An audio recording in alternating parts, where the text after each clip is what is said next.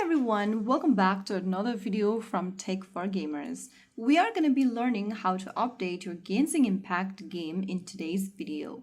So without wasting much of our time, let's get started.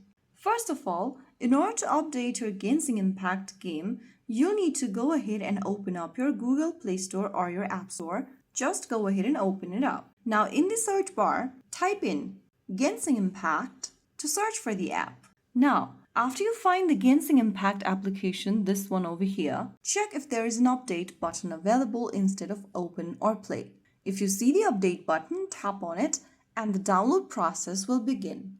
After you update to the latest version of Genshin Impact, you are ready to play with new content, event and fixes.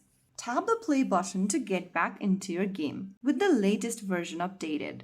If you found the video helpful, don't forget to like, share and subscribe to our channel.